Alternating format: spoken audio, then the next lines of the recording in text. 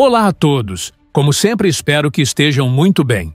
Esta é a minha atualização sobre a situação da frente de combate no conflito da Ucrânia. E hoje temos muitos assuntos importantes para comentar. Vamos falar sobre diversos avanços ao longo da frente. Avanços muito significativos.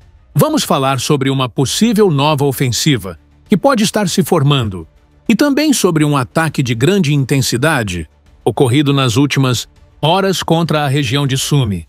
Mas antes de começarmos, gostaria de lembrar que a melhor forma de apoiar este canal é se inscrevendo.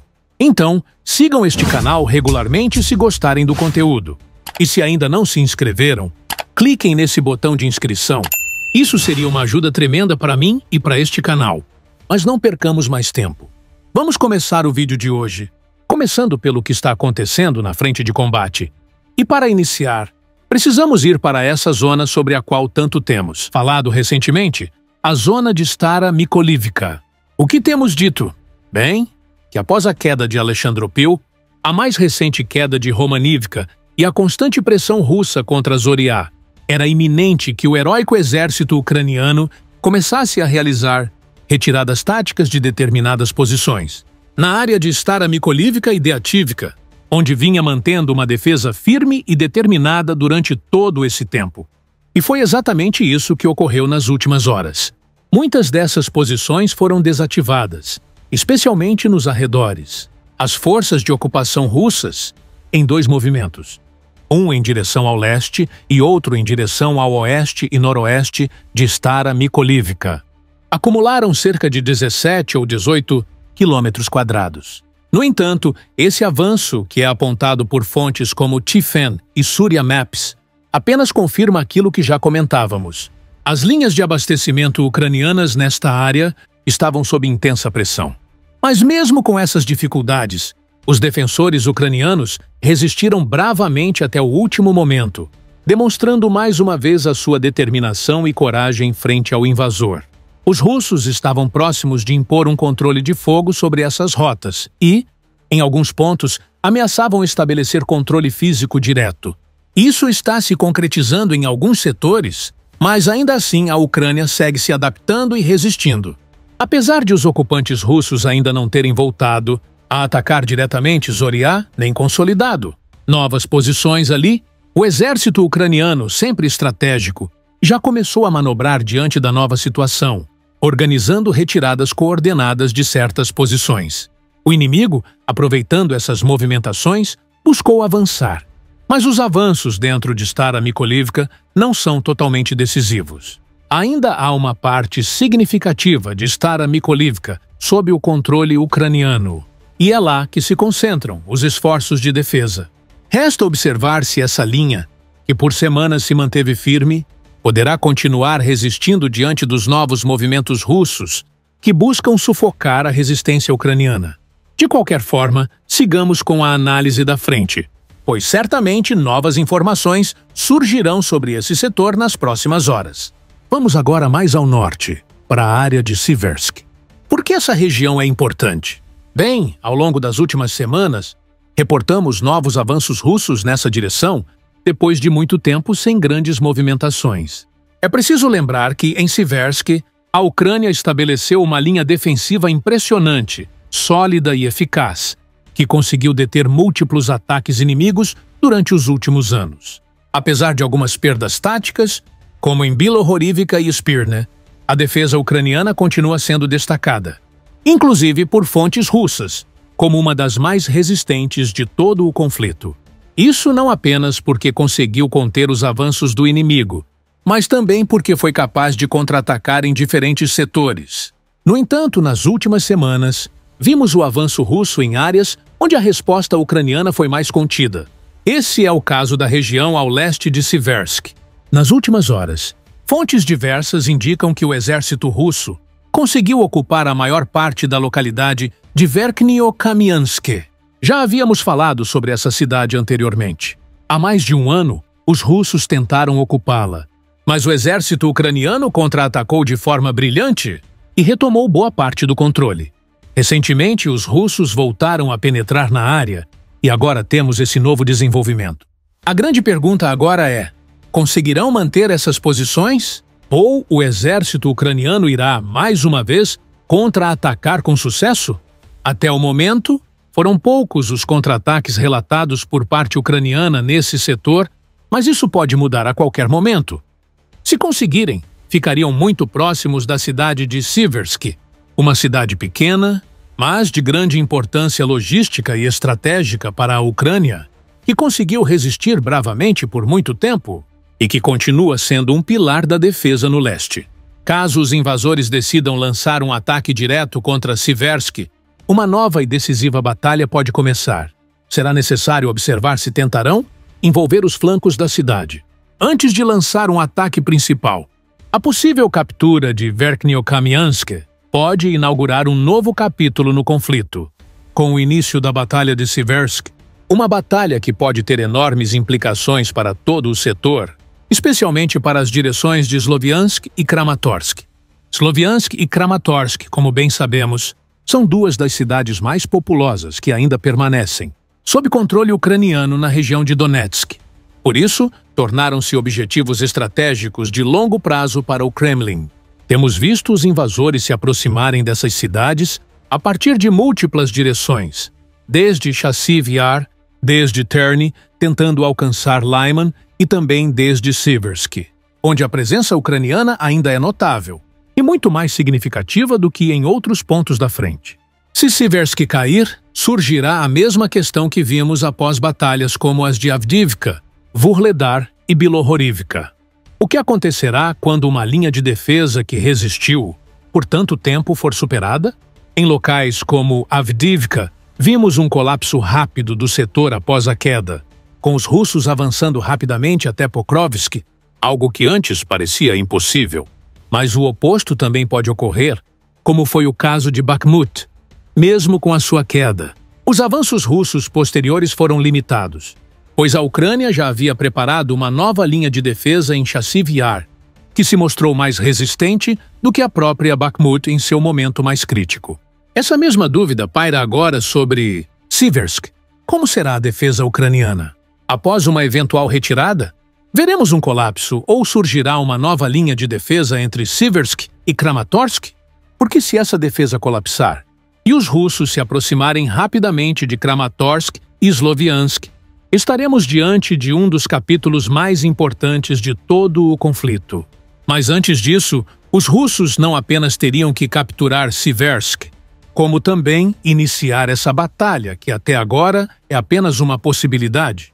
É importante lembrar, ao redor de Siversk, a defesa ucraniana tem sido constantemente reconhecida como uma das mais sólidas e resistentes, tanto por fontes ucranianas quanto inimigas. Os russos pressionam ali há anos, e embora tenham conseguido alguns avanços, são avanços muito limitados se comparados com outras partes da frente. Isso precisa ser levado em conta ao analisar o que pode acontecer nesse setor a curto, médio e longo prazo.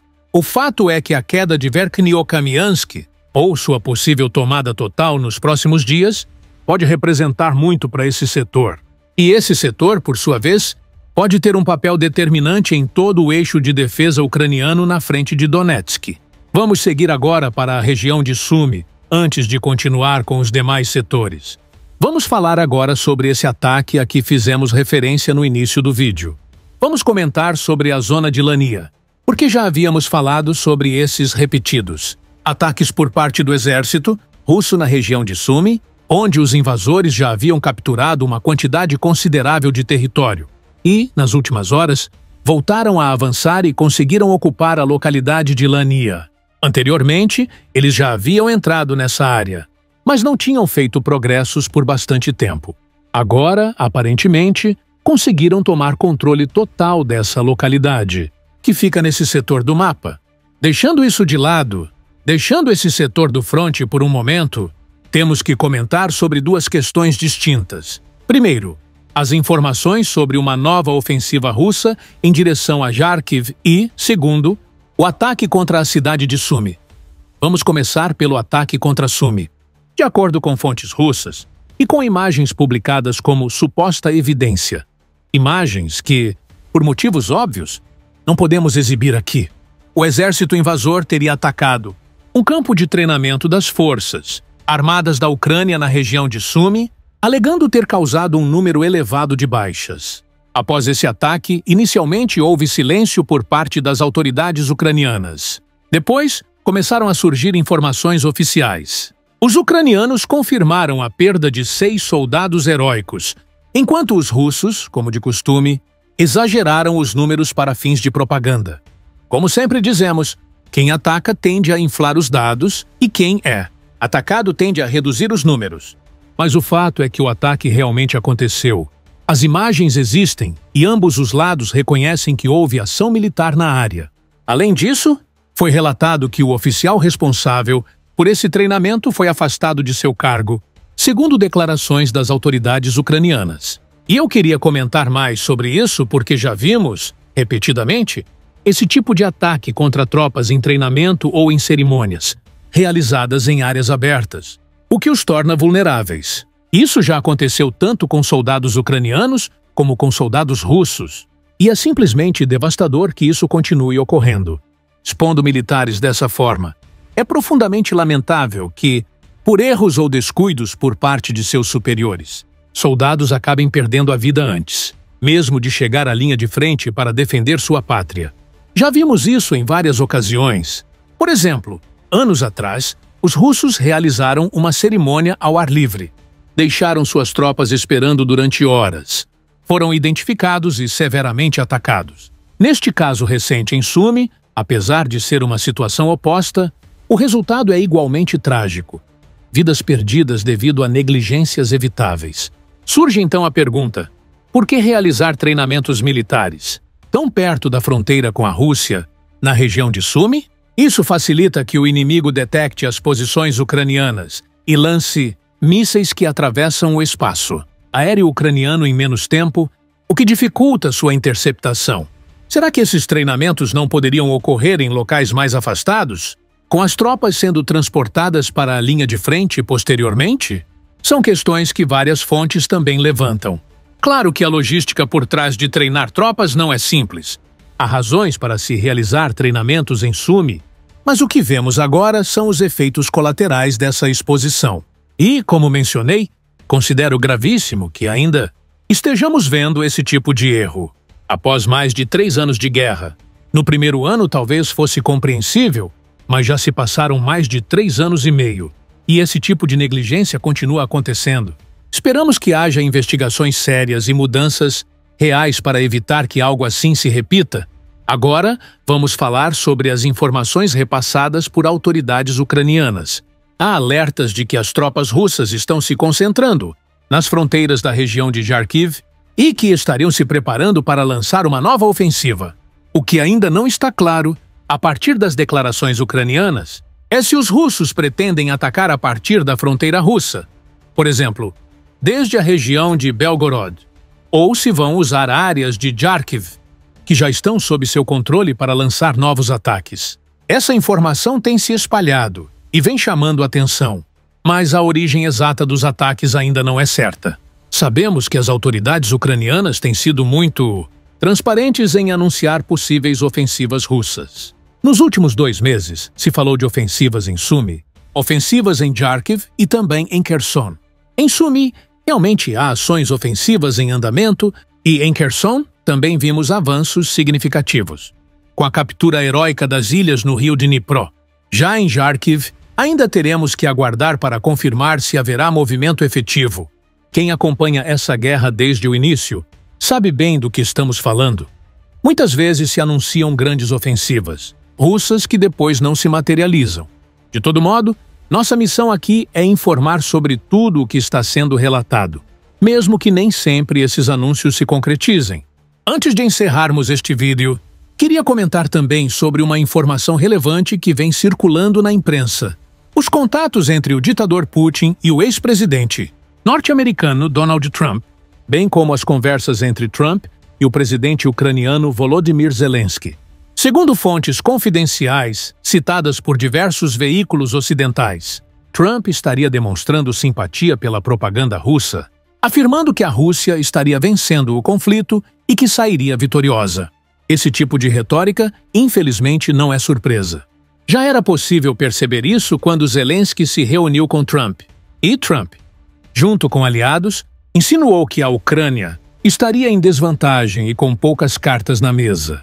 Essa postura de Trump pode explicar seu aparente afastamento das negociações e mostra uma direção preocupante para a possível estratégia dos Estados Unidos no futuro, caso ele retorne à presidência. Ainda assim, vale lembrar que essa visão não representa necessariamente o conjunto do aparato estatal norte-americano. Existe uma possibilidade real de que o Senado e o Congresso norte-americano passem a votar novas sanções contra a Rússia, especialmente se não houver progressos concretos nas negociações de paz. Apesar de Trump possivelmente não apoiar essas sanções, há figuras influentes dentro do partido republicano que estariam dispostas a aplicá-las. Vamos observar com atenção. Se as sanções forem votadas, como votarão os republicanos? Como votarão os democratas? E, caso as sanções sejam aprovadas, será que realmente causarão impacto sobre a economia russa ou serão apenas medidas simbólicas? Sabemos que a Rússia já foi alvo de uma quantidade enorme de sanções, algumas eficazes, outras nem tanto. Por isso, o impacto dessas novas medidas ainda é uma incógnita. Mas certamente voltaremos a tratar disso em próximos vídeos. Estamos chegando ao fim do vídeo de hoje. Muito obrigado por assistir. Desejo a todos uma excelente tarde e espero vê-los novamente amanhã.